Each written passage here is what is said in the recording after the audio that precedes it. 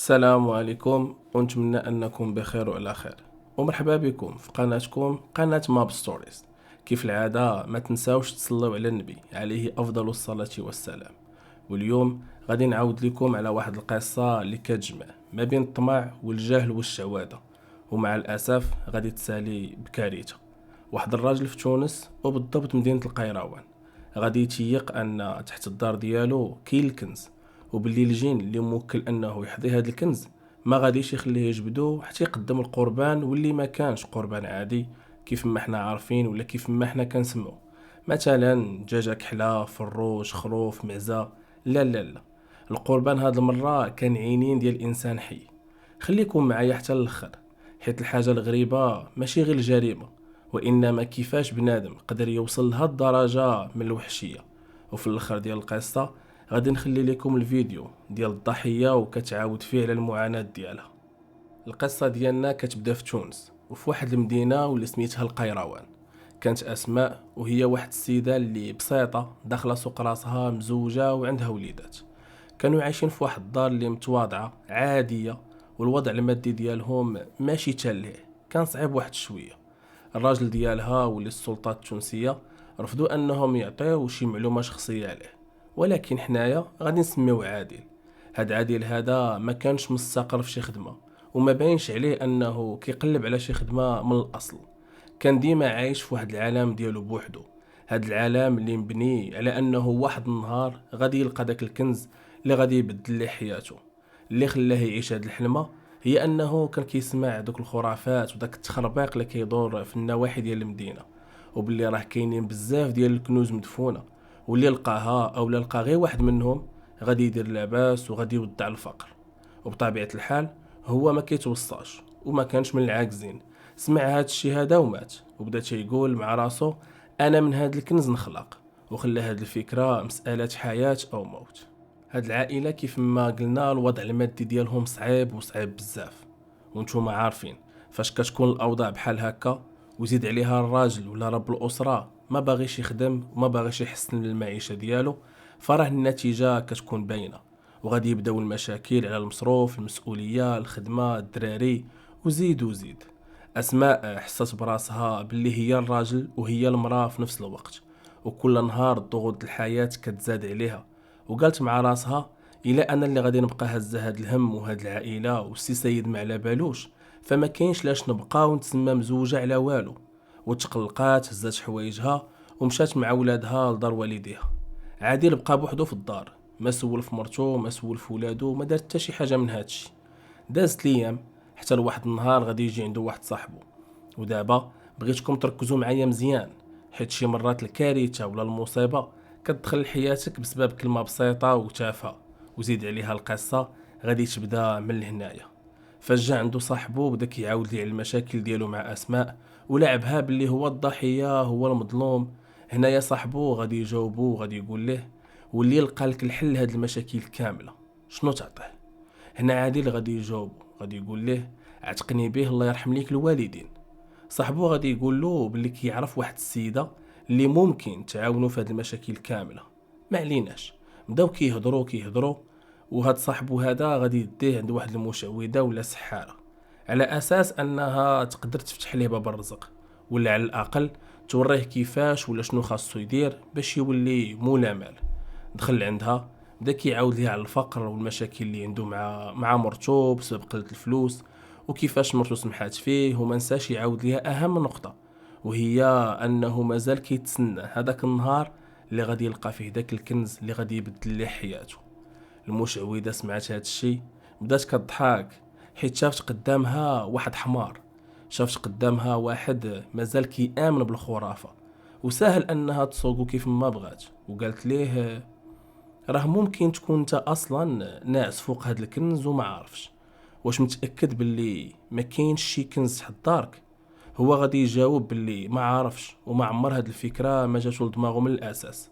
وغادي تقول ليه ماشي مشكل، حنا ما غنخسروا والو، ولكن خاصني نجي عندك للدار ندير واحد الطقوس ديالي ونشوف. وتفاهموا باللي من مورا سيمانه غادي يجي عندها ويديها للدار. داز ديك السيمانه وجابها للدار، وبطبيعه الحال اسماء ما كايناش تما، حيت هي كانت مازال غضبانه عند والديها. المشعوذه جلسات، دارت داك التخربيق ديالها وبدات كتشعل في شي بخور وكتقول شي هضر اللي ما مفهوماش. من بعد ما سالات قالت ليه الجمله اللي خلاتو كيزغرج بالفرحه، وهي تحت الدار عنده ما كاينش غير كنز عادي، وانما الثروه اللي ممكن تخليه اغنى واحد في تونس كامله. غير راه باش يوصلوا لهذا الكنز راه ماشي ساهل، حيت كاين واحد الجين اللي حاضي هذا الشيء هذا وعنده شروط. هو مع الفرحه غادي يقول لها ماشي مشكل ندير اي حاجه بغا، غير انا خاصني نبدا الحفير. هنايا هاد المشعوذه غادي تقول ليه صبر على رزقك، وياك دير شي حاجه قبل ما نعرفوا الشروط وقبل ما نقدموا القربان. راه الا حفرتي بلا اذن ما تلوم الا راسك. هاد الشيء راه غادي يضرك انت وولادك ومرتك. ودار تكملات دوك الطقوس ديالها. من بعد ما سالات قالت ليه الشرط اللي غادي يرون هاد القصه.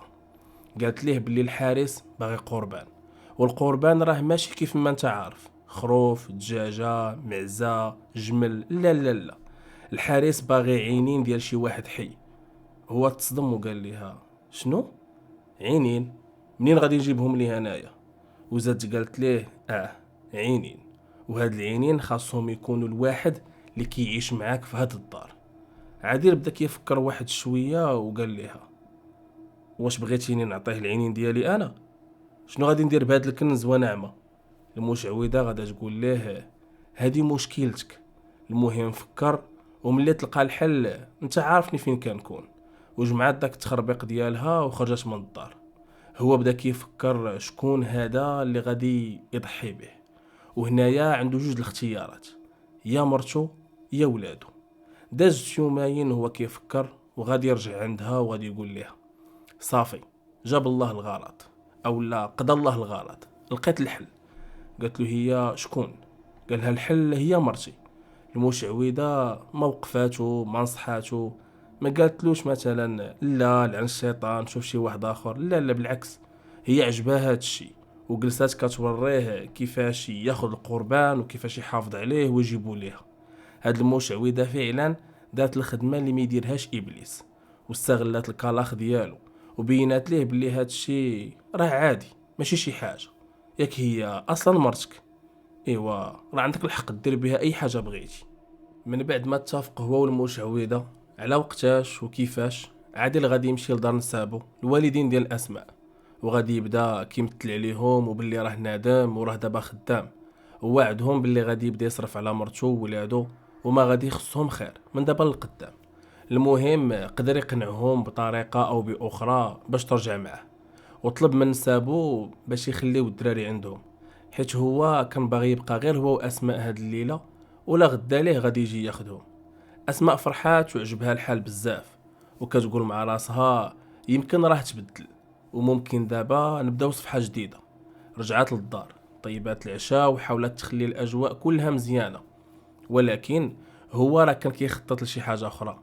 تعشاو سالاو في الاخر ديال الليل بدا كيجبد معاه الهضره في شي حاجه اللي كانت قديمه، كان كيقلب على اي سبب باش يدابز معاها، كلمه منه كلمه منها، بدا الغوات وبدا كيحاول يضربها.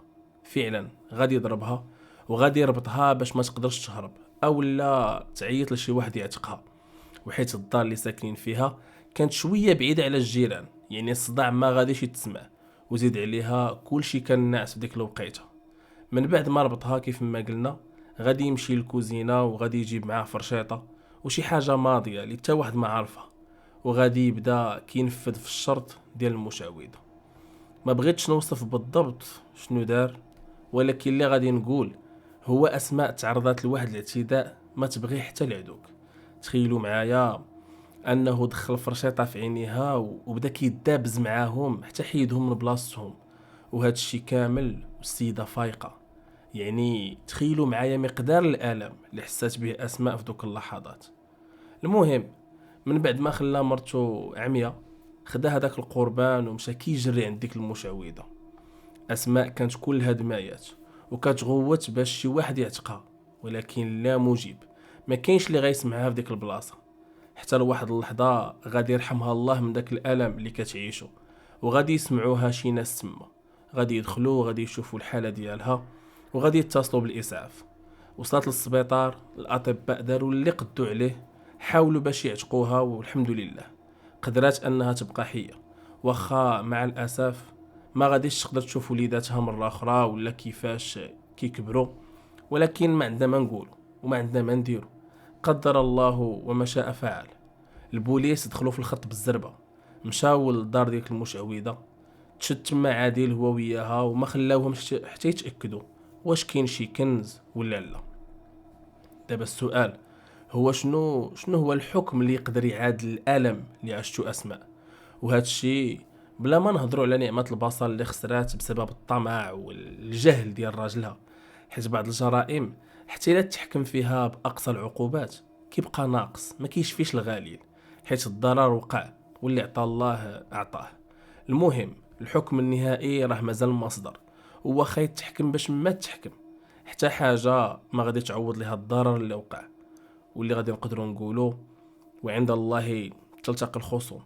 وهذه كانت هي الجريمه والقصه ديال اليوم، ونتمنى انها تكون عجباتكم. وبغيت نقول لكم شكرا لاي واحد وصل لها الدقيقه في الفيديو، وما تنساوش ديك لايك وكومنت، ونشوفكم في فيديو جديد مع قصه جديده. ونخليكم دابا مع الفيديو ديال اسماء وهي كتعاود على المعاناه ديالها. السلام عليكم. حتى الربع عينيز راني مع العلم انت كنت لاباس عليه لاباس علي عيني لاباس علي راني تعبت على الليل نهار تعب مرة كسروا لي كراوس في ناس حاجة اللي تجبد في عيني قلت هي السكينة يا حديد حاجة كنس هكا. نسألك انت عندك هاد النقطة الكحلة في عينيك